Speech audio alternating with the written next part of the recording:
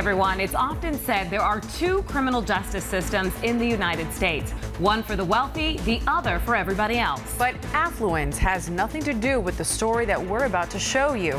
Being a cop does. Tonight, a 12 News investigation uncovers the truth about Rick Van Galder's stint in jail after he was convicted of super extreme DUI. Investigative reporter Wendy Halloran is here with her exclusive investigation, making a mockery of the system.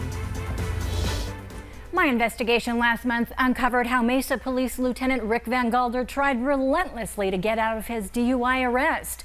He failed. He resigned from the Mesa Police Department before he could be fired, and he was sentenced to 3 days in jail.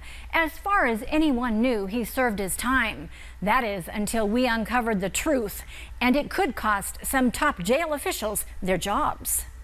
It's the old adage, you do the crime, you do the time. But apparently not if you are Mesa Police Lieutenant Rick Van Galder.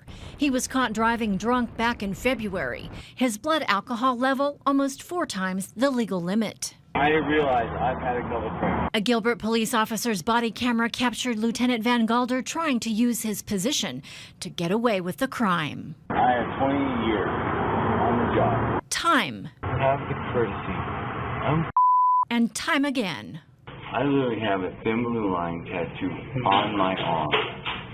I've watched officers die. Gilbert police officers refused to grant him special treatment, but Scottsdale jail staff did. Van Galder was supposed to serve his 3-day jail sentence, but it turned out to be more of a 3-day staycation. Jail surveillance videos obtained by 12 News show him hanging out, shooting the breeze with detention officers. They even had food delivered. All of this courtesy of some of the Scottsdale jail staff. Our knee-jerk reaction was, there's no way this can be true. Were you blindsided by this incident? You know, I'll tell you, when you first approached us with the information that you had at your disposal at the time, we were very surprised. Scottsdale Police Chief Alan Rodbell didn't know Mesa Police Lieutenant Rick Van Galder received preferential treatment from his jail staff. Lieutenant Van Galder was supposed to pass into the obscurity of a jail cell, in segregation, isolated in a cell because he's a cop, protected against vengeful inmates.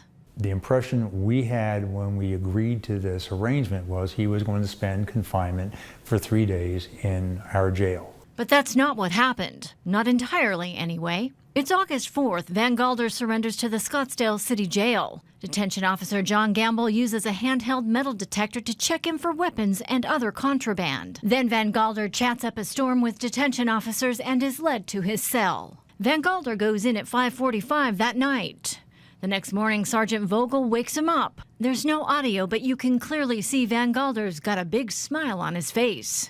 He just got a get-out-of-jail-free pass thanks to Sergeant Vogel. Who put Sergeant Vogel up to this? He's the one who took him out. It's a question we're going to get answered. He's led through the door that says no prisoners beyond this point. It's a very concerning video because it screams all kinds of violations of policy and procedure. He is taken out of the secure area and taken into the detention manager's office, which is outside the secure area. Lieutenant Jeff Landrum is the detention manager, the head honcho of the jail. There are cameras there, but only surveillance. They're not recording. My understanding is he went into the lieutenant's office where he spent the remainder of his time. Where did Van Galder sleep? On a couch, a sofa? Is there a bathroom in that office? What's in that office? Well, I know there's no bathroom in that office. Now, he had some freedoms there too, I understand. Van Galder magically reappears several hours later. At 11:51 a.m., Sergeant Chris Kylick comes through the door carrying Van Galder's lunch, fast food. Keep in mind, he's supposed to eat jail food. No mystery meat for this lieutenant. I think he paid for it himself, and they went out and bought lunch and brought him back into the detention area and shared lunch with him.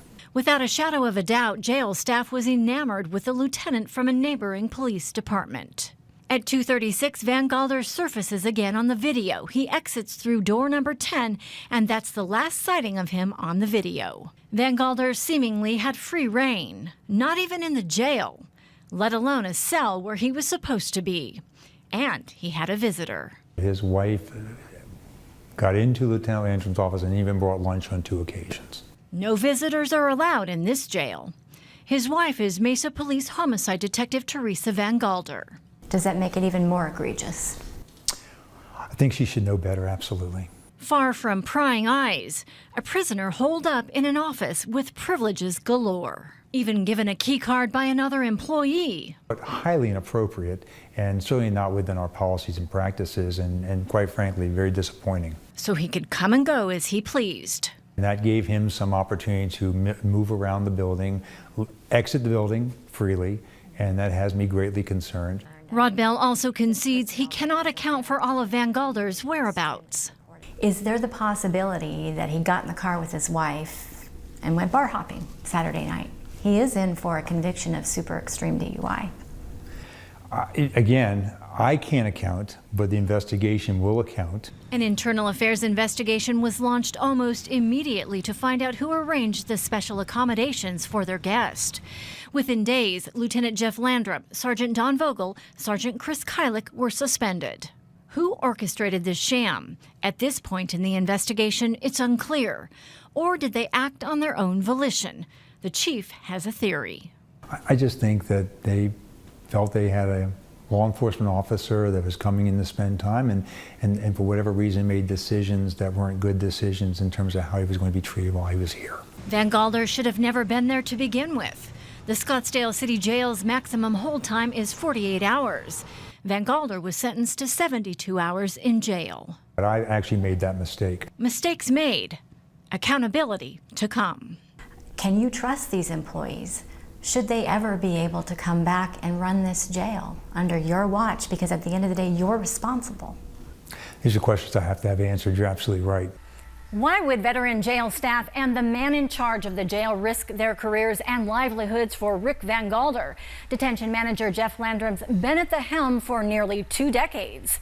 Sergeants Don Vogel and Chris Kylick have worked at the jail for more than 20 years. All 3 city employees combined make nearly $300,000. In fact, Chief Rodbell signed off on pay raises for all 3 men on June 13th. Whether they get to keep their jobs is still being determined. Wendy Halloran, 12 News at 10.